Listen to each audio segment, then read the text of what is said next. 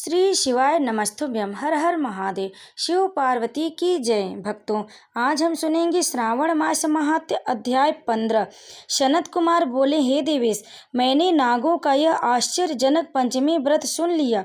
अब आप बताएं कि षष्ठी तिथि में कौन सा व्रत होता है और उसकी विधि क्या है। ईश्वर बोले, हे विपेंद्र, श्रावण मास के शुक्ल पक्ष में षष्ठी तिथि को महामृत्यु का नाश करने वाले सुपोधन नामक शुभ व्रत को करना चाहिए। शिवालय में अथवा घर में ही प्रयत्न पूर्वक शिव का पूजन करके सुपोधन का नैवेद्य उन्हें विधि पूर्वक अर्पण करना चाहिए। इस व्रत के साधन में आम्र का लवण मिलाकर शाक और अनेक पदार्थों के नैवेद्य अर्पित करें। साथ ही ब्राह्मण को वायन प्रदान करें। जो इस विधि से व्रत करता है उसे अनंत पुण्य मिलता है। इस प्रकरण में लोग एक प्राचीन कहानी सुनाते हैं। सो इस प्रकार से प्राचीन समय में रोहित नाम का एक राजा था। काफी समय बीतने के बाद भी उसे पुत्र रत्न की प्राप्ति नहीं हुई। तब पुत्र की अभिलाषा से उस राजा ने अत्यंत कठोर तप किया। ब्रह्मा जी ने राजा से कहा, तुम्हारे प्रारब्ध में पुत्र नहीं है। तब भी पुत्र की लालसा में वह राजा अपनी तपस्या से जरा भी विचलित नहीं हुआ। इसके बाद राजा तपस्या करते करते संकटग्रस्त हो गए। तब ब्रह्मा जी पुनः प्रकट हुए और कहने लगे, मैंने आपको पुत्र का वर तो दे दिया, लेकिन आपका यह पुत्र अल्पायु होगा। तब राजा तथा उनकी पत्नी ने विचार किया कि इससे रानी का बांझपन तो दूर हो जाएगा, संतानहीनता की निंदा नहीं होगी। कुछ समय बीत जाने के बाद ब्रह्मा जी के वरदान से उन्हें पुत्र प्राप्ति हुई। राजा ने विधि पूर्वक उसके जात कर्म आदि सभी संस्कार किए। दक्षिणा नाम वाली उस रानी व राजा ने अपने पुत्र का नाम शिवदत्त रखा। उचित समय आने पर भयभीत चित्त वाले राजा ने पुत्र का यज्ञोपवीत संस्कार किया, किंतु राजा ने उसकी मृत्यु के भय से उसका विवाह नहीं किया। तदंतर 16वें साल में उसका पुत्र शिवदत्त मृत्यु को प्राप्त हो गया। तब ब्रह्मचारी की मृत्यु का स्मरण करते हुए राजा को बहुत चिंता होने लगी कि जिन लोगों ने कुल में कोई ब्रह्मचारी मर जाएं तब उनका कुल खत्म हो जाता और वह ब्रह्मचारी भी दुर्गति में पड़ जाता। सनत कुमार बोले, हे देव हे जगन्नाथ, इसके दोष निवारण का उपाय है या नहीं? यदि उपाय है तो अभी बताएं, जिससे दोष की शांति हो सके। ईश्वर बोले, यदि कोई स्नातक या ब्रह्मचारी मर जाए तो अर्क विधि से उसका विवाह कर देना चाहिए। इसके बाद उन दोनों ब्रह्मचारी तथा आंख को परस्पर संयुक्त कर देना चाहिए। अब अर्क विवाह की विधि कहते हैं। मृतक का गोत्र नाम आदि लेकर देश काल का उच्चारण करते करता कहे कि मैं मृत ब्रह्मचारी की दोष निवारण हेतु वैसर्गिक व्रत करता हूँ। सर्वप्रथम सुवर्ण से अभिषेक करके अग्नि स्थापन कर आघार होम करके चारों व्याहृतियों ओम भू ओम शुह ओम मः से हवन करना चाहिए। इसके बाद व्रत अनुष्ठान के उत्तम फल के निमित्त व्रतपति अग्नि के संवादार्थ विश्व देवों के लिए घृत की आहुति डाले। इसके बाद शिष्टकृत होम करके अवशिष्ट होम संपन्न करे। पुनः देश काल का उच्चारण करके इस प्रकार बोले, मैं अर्क विवाह करूँगा। उसके बाद सुवर्ण से अभ्युदयिक कृत करके अर्क शाखा तथा मृतक की देह को तेल तथा हल्दी से लिप्त करके पीले सूत से वेष्टित करे और पीले रंग के 2 वस्त्रों से उन्हें ढक दे। इसके बाद अग्नि स्थापन करे और विवाह विधि से प्रयुक्त योजक नामक अग्नि में आघार होम करे। वह अग्नि के लिए याज्य होम करे। उसके बाद चारों व्याहृतियों से ओम भू ओम सह ओम मः बृहस्पति तथा कामदेव के लिए आहुति प्रदान करे। पुनः घृत से स्विष्टकृत होम करके संपूर्ण हवन कर्म समाप्त करे। उसके बाद आंख की डाली अथवा मृतक के शव को विधि पूर्वक जला दे।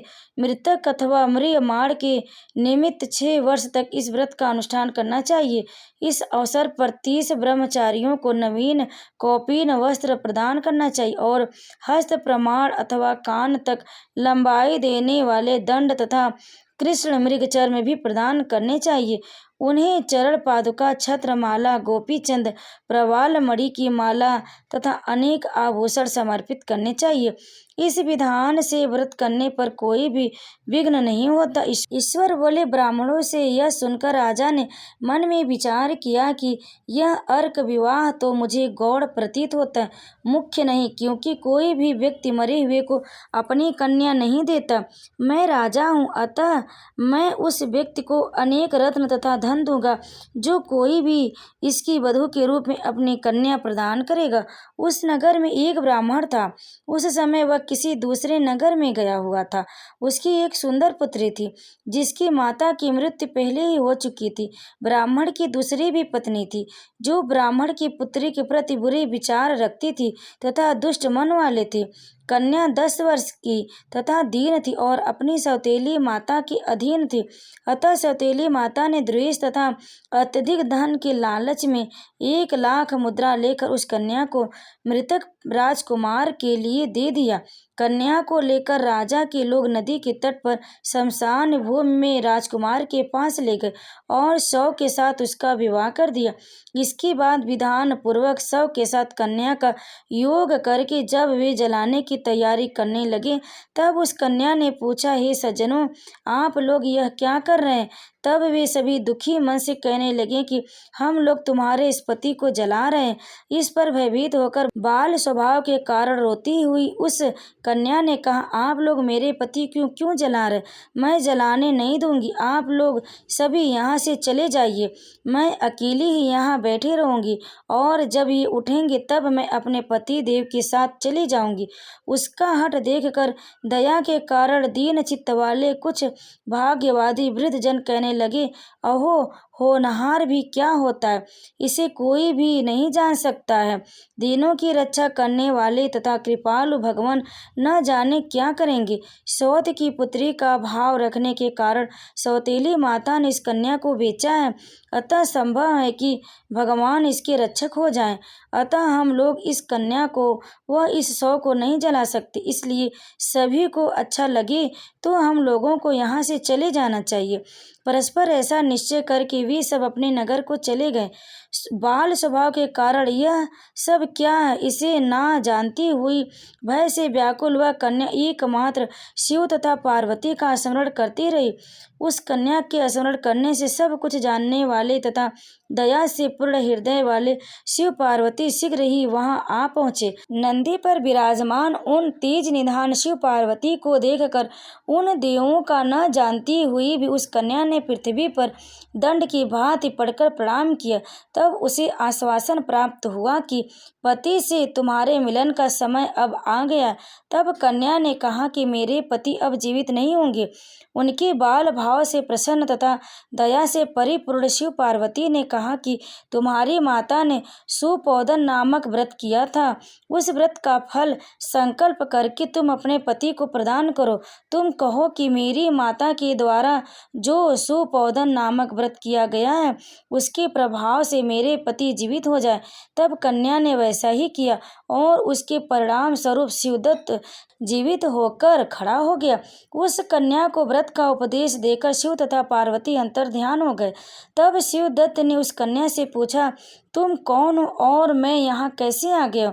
तब उस कन्या ने उसे वृत्तांत सुनाया और रात हो गई। प्रातः होने पर नदी के तट पर गए लोगों ने राजा को वापस आकर कहा कि हे राजन, आपका पुत्र व पुत्र वधू नदी के तट पर स्थित है। विश्वस्त लोगों ने यह बात सुनकर राजा बहुत खुश हुआ। वह हर्ष भेरी बजवाते हुए नदी के तट पर गया। सभी लोग प्रसन्न होकर राजा की प्रशंसा करने लगे। वह बोले, हे राजा, मृत्यु के घर गया हुआ आपका पुत्र पुनः लौट आया है। इस पर राजा पुत्र वधू की प्रशंसा करने लगे और बोले कि लोग मेरी प्रशंसा क्यों करें? प्रशंसा के योग्य तो यह वधू है। मैं तो भाग्यहीन तथा अधम हूँ। धन्य और सौभाग्यशालिनी तो यह पुत्र वधू है, क्योंकि इसी के पुण्य प्रभाव से मेरा पुत्र जीवित हुआ है। इस प्रकार अपने पुत्र वधू की प्रशंसा करके राजा ने दान तथा सम्मान के साथ श्रेष्ठ ब्राह्मणों का पूजन किया और ग्राम से बाहर ले जाए गए मृत व्यक्ति के पुनः ग्राम में प्रवेश कराने से संबंधित शांति की विधि को ब्राह्मणों के निर्देश पर विधि पूर्वक संपन्न किया। हे वत्स, इस प्रकार मैंने आपसे यशोपोदन नामक व्रत कहा। इसे 5 वर्ष तक करने के अनंतर उद्यापन करना चाहिए। पार्वती तथा शिव की प्रतिमा का प्रतिदिन पूजा करना चाहिए और प्रातः काल आम के पल्लवों के साथ चर्व का होम करना चाहिए। साथ ही नैवेद्य तथा वायन अर्पित करना चाहिए। मनुष्य यदि व्रत की बताई गई इस विधि के अनुसार आचरण करे तो वह दीर्घजीवी पुत्र प्राप्त करके मृत्यु के बाद शिव लोक जाता है। ओम नमः शिवाय। इस प्रकार श्री स्कंद पुराण के अंतर्गत ईश्वर सनत कुमार संवाद में श्रावण मास माह में शिवपोदन षष्ठी व्रत कथन नामक 15वां अध्याय पूर्ण हुआ। ओम नमः शिवाय। इस अध्याय को अंत तक सुनने के लिए आप सभी भक्तों का बहुत बहुत धन्यवाद। आप सभी पर शिव और माता पार्वती कृपा सदैव बनी रहे। ओम नमः शिवाय। हर हर महादेव।